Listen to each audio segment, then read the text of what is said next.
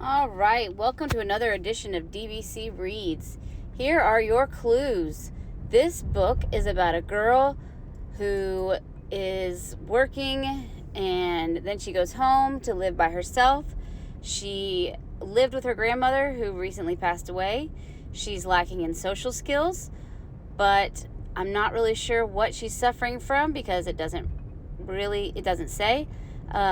She then ends up getting suspected of murder as she comes upon a dead body.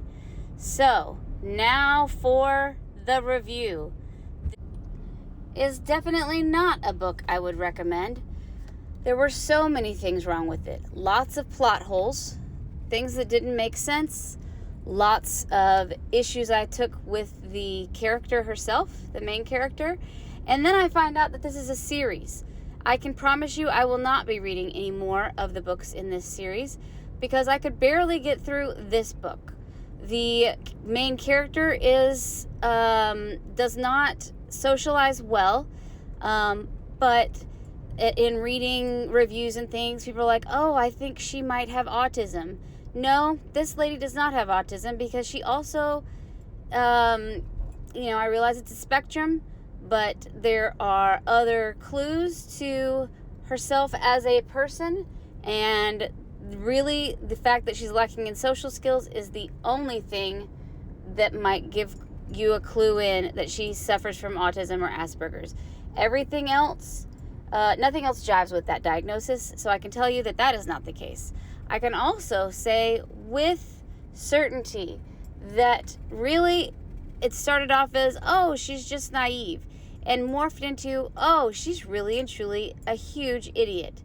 And I really struggled with reading this story because of that.